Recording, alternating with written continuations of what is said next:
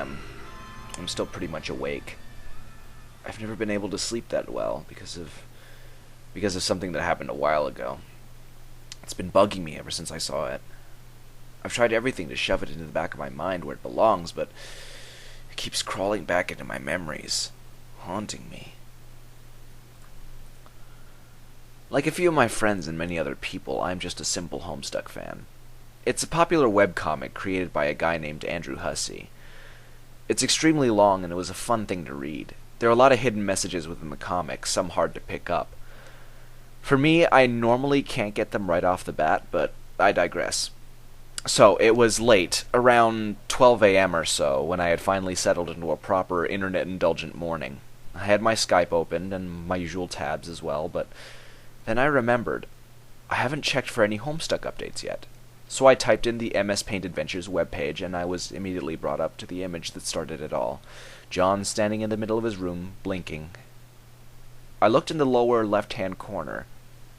There were a few new updated pages, a little more than I was expecting Hussey to upload.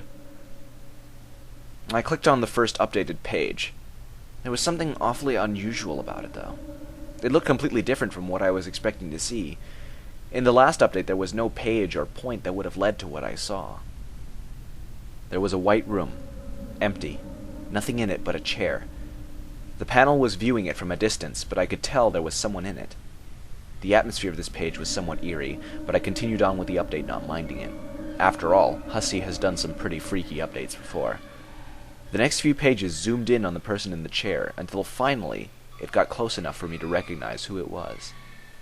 In the chair was Dave Strider, one of the kids in the webcomic. Something was really off about Dave, though. He was all colored in white, as per his usual sprite coloration, but at the moment you could only see his eyes. He had his usual cool shades, but looking at him, one of the lenses was cracked and broken. You could see his eye show through. It looked dead and empty. He was staring coldly at the floor in front of him. I slowly clicked on the preceding pages, and it slowly viewed his body going down. Something was terribly wrong with Dave at this point. As the next few pages revealed, his mouth for some reason had red smudges all around it. As we got lower, it showed a noose tied around his neck. There are bruises and red splotches around his neck where the noose hung loosely now.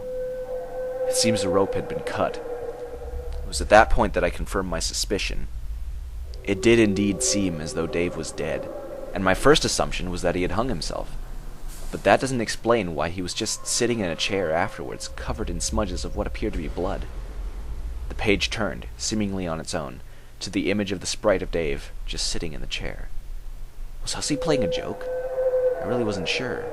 I mean, he's killed characters all the time, but I just couldn't tell what was so off about this one.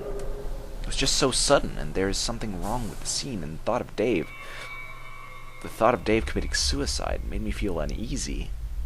Nobody in the comic had killed themselves, at least not like this, and Dave was never the kind of character that would off himself by hanging.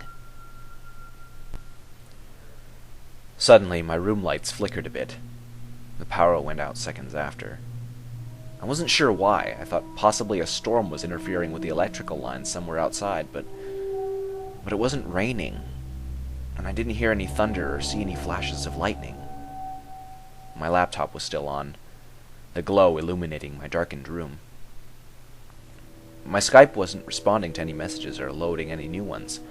I went to refresh the page of the comic I was still on, just to be sure that it was my internet that wasn't working.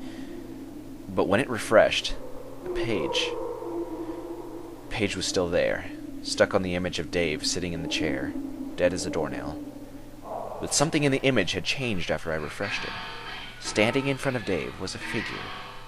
The figure was a familiar shape, the sprite of a troll, completely colored black, so the features of it were not visible. But I could tell exactly which troll it was. It was Terezi. Where the hell did Terezi come from? I only refreshed the page. I didn't click the next one. It gave me a sickening feeling in the bottom of my stomach. I felt as though my stomach was in a knot.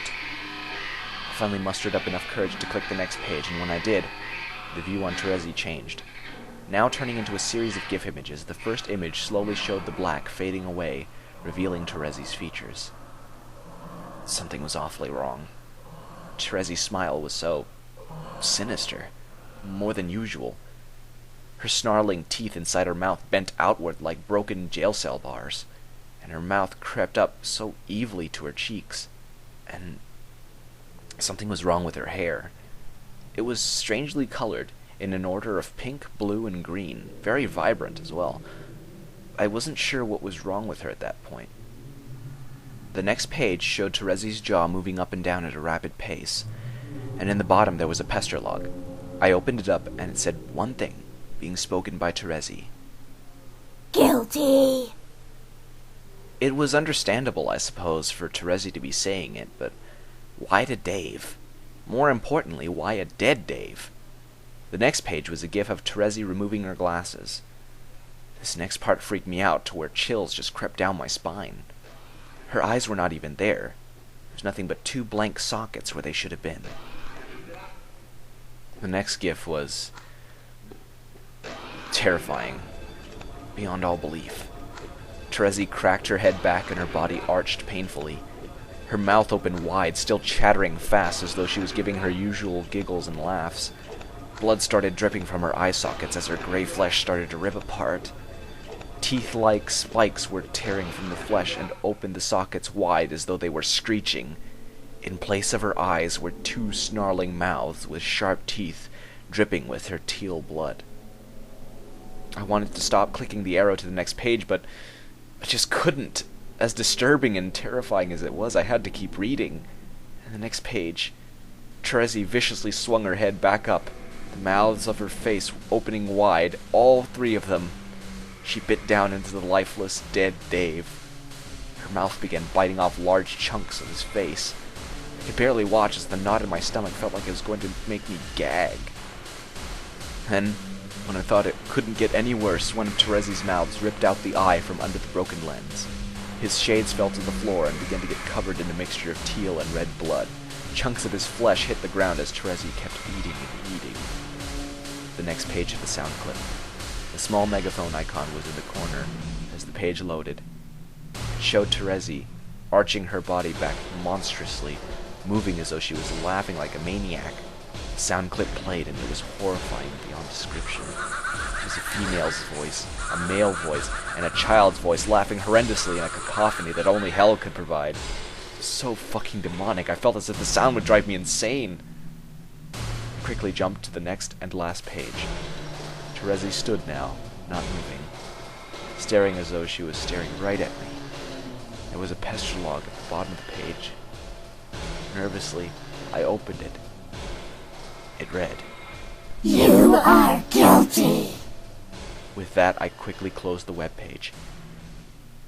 My insides felt uneasy and my stomach churned. I was in a cold sweat. After the incident, I went to check the MSPA forums to see if anyone had mentioned it, but nothing popped up. For my mental health, I just went on to assume that it might have been a page glitch, or Hussey quickly deleted the pages somehow if they were updated on the site. From that point on, I never went back to the MSPA site.